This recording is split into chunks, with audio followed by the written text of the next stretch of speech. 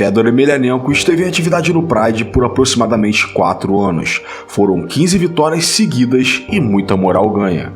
Mas apesar da áurea de invencível, em algumas ocasiões a derrota parecia iminente. Muitos vão lembrar do suplex e combate via finalização. Já no dia 8 de junho de 2003, pode-se dizer que ele por muito pouco não desaba no ringue. Enfrentando o japonês Kazuyuki Fujita, foi surpreendido logo nos primeiros minutos por um cruzado de direita pesadíssimo que acertou seu queixo em cheio, tirando totalmente seu controle das pernas por alguns segundos.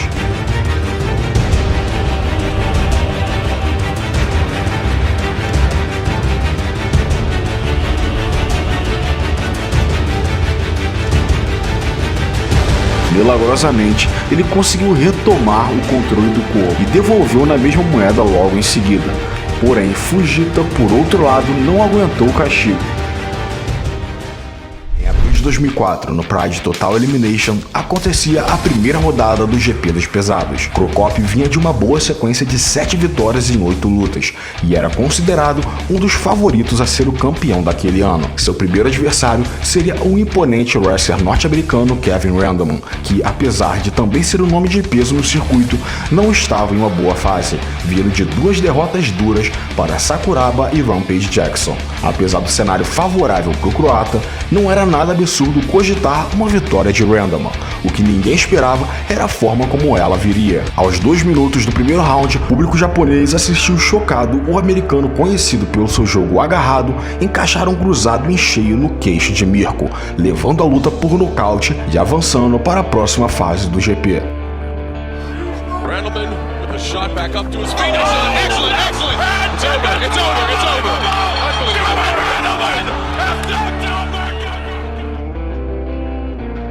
Ainda nessa temática de pro wrestlers que tentaram carreira em lutas reais, um outro combate que não terminou nada bem foi o confronto entre Mirko Crocop e o mexicano Alberto Rodrigues, que ficou muito popular pelo seu personagem dos Caras Júnior. Mas, para ser justo, Alberto já tinha sim alguma experiência como lutador em eventos reais, mais precisamente uma vitória e 2 derrotas no evento japonês Deep, que funcionava com regras similares às do MMA, mas ele nem de perto tinha tido contato com lutadores de alto nível, até cair de paraquedas no Pride Bushido 1, mais uma vez em que o matchmaker não teve dó nem piedade. Logo em sua estreia, o colocou. Você achou que o post do Minotauro aqui nessa lista seria daquela peleja contra Bob Sapp no Pride Shockwave? Tudo bem, aquela luta foi talvez uma das mais incríveis e cinematográficas da história do Pride, mas aqui vamos fugir do óbvio. Uma outra reviravolta marcante na história do brasileiro foi contra Mirko Crocop. Esse episódio se deu em 9 de novembro de 2003, no Pride Final Conflict. No primeiro assalto, Mirko lançou uma chuva de chutes potentes para cima do brasileiro, que resistiu bravamente. Mas já no final do round, ele encaixou uma sequência certeira, o que resultou em um knockdown literalmente no último segundo.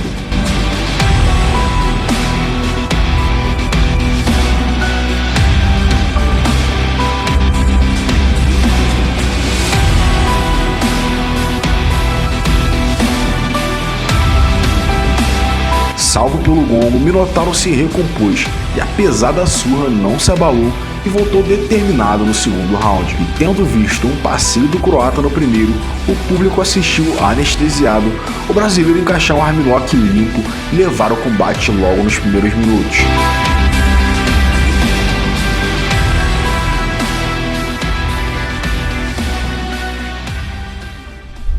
7 meses longe dos rings, ele finalmente retorna no final do ano para uma luta memorável. Enfrentava o seu ex-parceiro de treino, Alexander Emelianenko, e essa luta foi insana. Dava pra ver que tinha alguma questão pessoal mal resolvida. Os dois partem pra porrada em pé, onde Alexander começa levando uma pequena vantagem, mas acaba surpreendido com uma bomba limpa em seu queixo e vai a knockdown. Depois do susto, uma mão de Sergei entra, que é respondida de imediato por Alexander. Alexander não dá chances, cai por cima e aplica uma sequência brutal de joelhadas. Yoshida jogaria por terra essa teoria, emparelhado diante de um dos strikers mais viscerais e temidos do evento. Vanderlei Silva.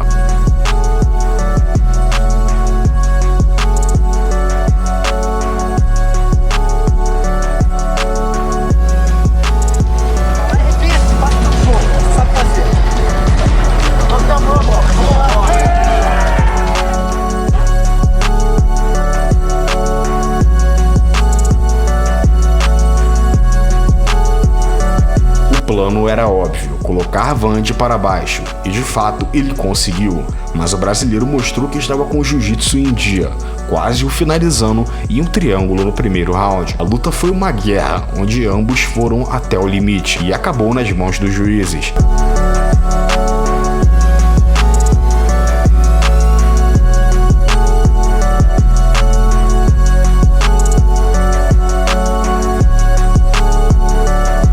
Apesar da vitória para Vanderlei, Yoshida saiu ovacionado pelo público.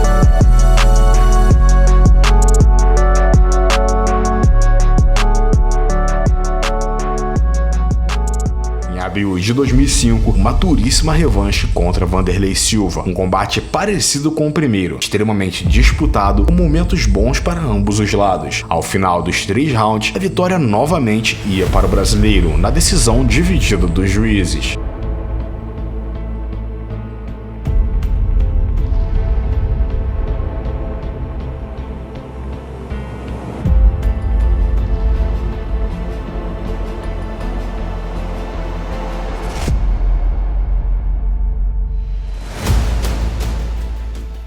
Em sua 5ª luta na organização, ficaria diante de um de seus oponentes mais duros até então, Murilo Ninja, que vinha representando com unhas e dentes a academia rival Shootbox. Em clima de guerra, ambos fizeram um combate tenso, onde Filho sairia vitorioso por decisão unânime.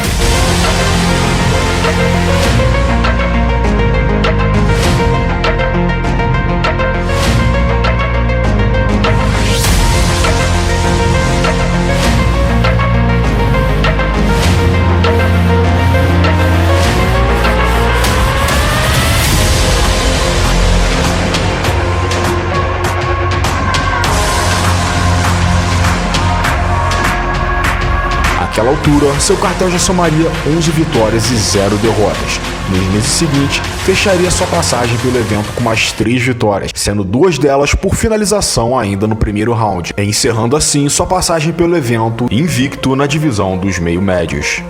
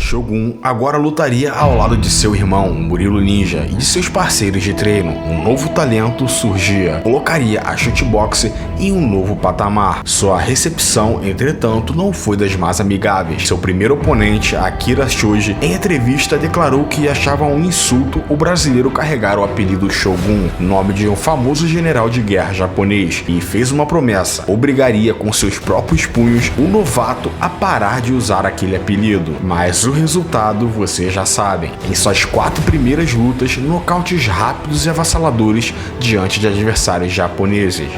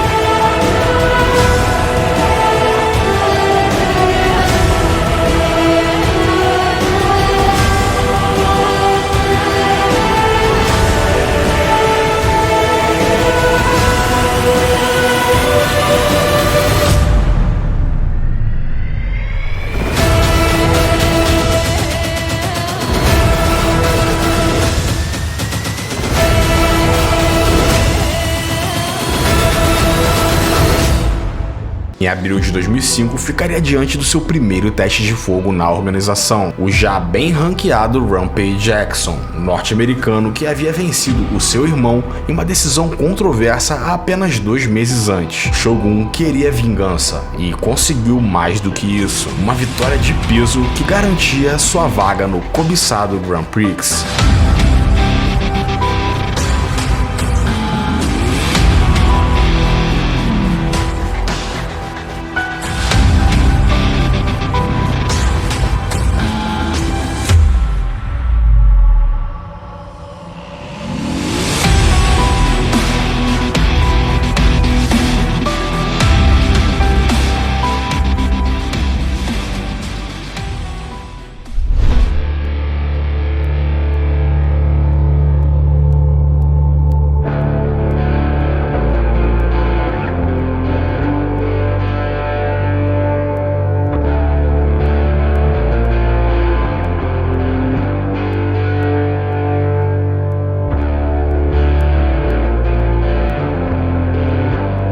Apesar desse tropeço, Thompson venceu suas 6 lutas seguintes, e nessa sequência tivemos boas doses do bom e velho Freak Show.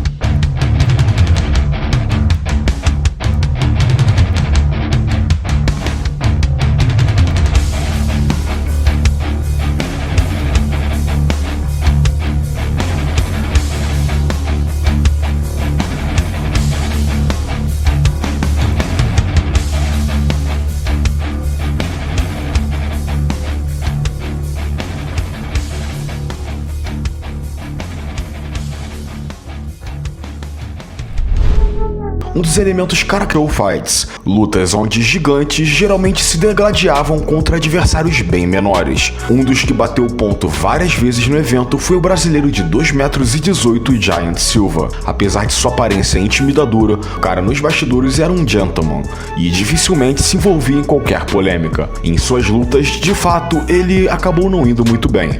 Perdeu 6 das 7 que fez, mas em uma dessas derrotas, mais especificamente contra o japonês Takashi Sugiura, algo bizarro aconteceu. Sugiura levou a vitória via nocaute técnico ainda no 2º minuto de luta. Após a interrupção do árbitro, as câmeras mostram o japonês em sua comemoração, mudando rapidamente as expressões em seu rosto e se afastando abruptamente do ringue. O motivo? Silva se irritou, levantou-se transtornado e, em uma fração de segundos, tinha um porrete gigantesco de madeira em suas mãos. Não preciso uns 8 homens para segurá-lo. Sugiura, ao ver que o gigante já estava ali mais ou menos dominado, ainda soltou umas piadinhas que infelizmente eu não consegui traduzir. De qualquer forma, as coisas pararam por ali. Silva acabou a muito custo sendo contido pelos seguranças. E essa cena, é claro, ficou eternizada como uma das mais freaks da história do evento.